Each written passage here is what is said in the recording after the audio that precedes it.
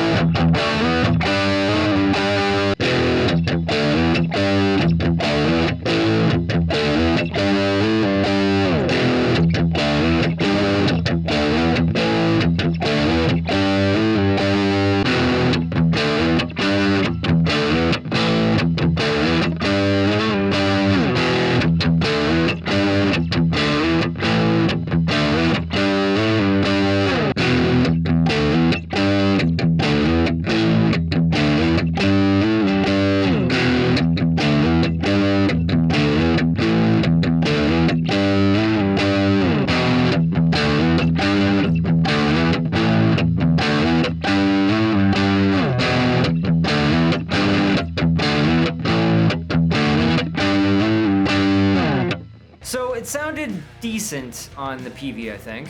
Feel-wise, though, I'm not entirely sure. I'm a big fan of satin necks at all, but this one feels really weird on the back of my hand. It kind of reminds me of the hand chalk that I used when I was in gymnastics. One thing I also noticed when I was tracking that last little bit right there is this thing went out of tune quite a bit, which is something you really don't want if you're recording professionally, and you really don't want it if you're just starting out on guitar, because it's just going to add a whole nother layer of frustration trying to retune all the time while you're trying to learn an instrument.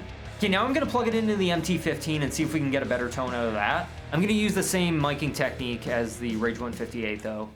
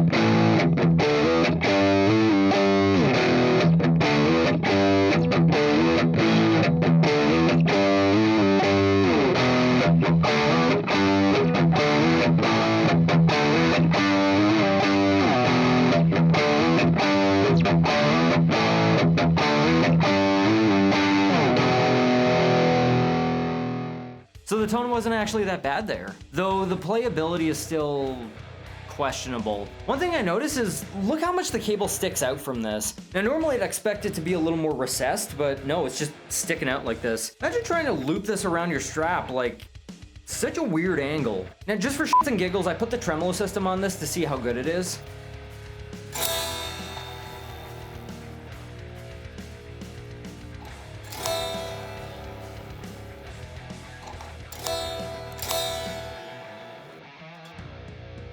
Oof. Yeah, that knocked it a bit out of tune there. I wasn't even going that hard on it, it was just...